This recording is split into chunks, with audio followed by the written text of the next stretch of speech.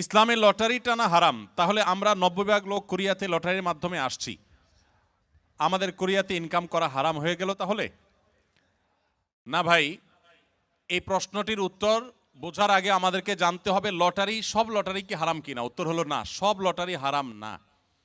কোন লটারি হারাম আর কোন লটারি হালাল এটা আমাদেরকে জানতে হবে। প্রিয় নবী সাল্লাল্লাহু আলাইহি সাল্লাম লটারি হারাম হওয়ার কথা যেমন বলেছেন, আবার নবী করিম সাল্লাল্লাহু আলাইহি সাল্লাম বিভিন্ন সফরে যাওয়ার সময় তার একাধিক স্ত্রী ছিল, আপনারা জানেন। তাদের মধ্য থেকে কাকে নেবেন, একজনকে নিলে আরেকজন নাখোশ, সেজন্য তিনি লটারি করে তারপর একজনকে নিয়ে যেতেন। তাহলে নবী সাল্লাল্লাহু আলাইহি সাল্লাম লটারি করা নিষেধ এটা যেমন বলেছেন, আবার লটারির অপশনও রেখেছেন। তাহলে কোনটা হালাল আর কোনটা হারাম? এর উত্তর হলো, দেখুন, যেখানে আপনি ইনভেস্ট করবেন, 10 টাকা দিয়ে একটা লটারির কার্ড কিনেছেন, বা 20 টাকা 50 টাকা এনি অ্যামাউন্ট, এটা দিয়ে আপনি একটা কার্ড কিনেছেন, এরপরে অপেক্ষা করছেন লটারি কখন হবে। লটারি হলো, মিলে গেছে, আপনি 10 টাকায় 40 লাখ টাকা পাইলেন, আপনি 50 টাকায় 5,000 টাকা পাইলেন। এইভাবে যে লটারি হয়ে থাকে এটা হলো জুয়া, এটা পরিষ্কার হারাম। আল্লাহ সুবহানাহু ওয়া তাআলা বলেছেন যে ইন্নাল খামরা ওয়াল মাইসিরা ওয়াল আনসাবা ওয়াল আজলাম রিজসুম মিন আমালিশ শাইতান ফাজতানিবুহু, এটা হারাম। কিন্তু যদি এমন হয় যে কোনো পেমেন্টের ব্যাপার নাই, ধরুন আপনি কোনো একটা জায়গায় কাজ করা নিয়ে ডিসিশনহীনতায় ভুগছেন, যে 5 জন আছে, 5 জনের যে কোনো 3 জনকে নেবেন, 5 জন একই যোগ্যতা সম্পন্ন, তখন লটারি করে যে কোনো 3 জনকে নিলেন, তো এইটা হারাম না, এই লটারি হারাম না।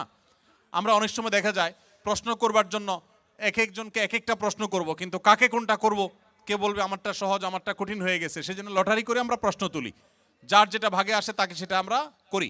তো এই লটারি হারাম না। যেই লটারিতে ইনভেস্ট আছে, টাকার বিনিময়ে লটারি করে কিনে তারপরে সেখান থেকে আপনি লাভ করার সম্ভাবনা থাকে, লাভও হতে পারে, লসও হতে পারে, পুরো টাকা মারও যেতে পারে, এই লটারিটা হারাম।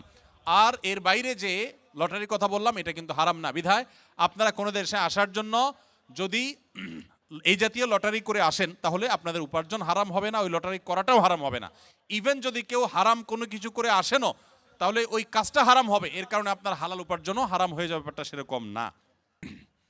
মেয়ের বিয়ের পর ছেলে বন্ধু বা কাজিন ব্রাদার বলে ছেলেদের সাথে কথা বলে, এই কারণে অনেক প্রবাসী দেশি ভাইদের সংসার, প্রবাসী বা দেশি ভাইদের সংসার ভেঙে যায়, এ বিষয়ে কিছু বলেন।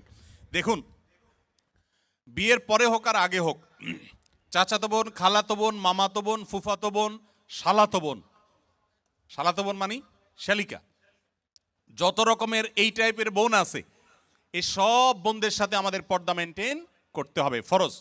পর্দা যদি আপনি মেনটেন না করেন আপনি গুনাহগার হবেন।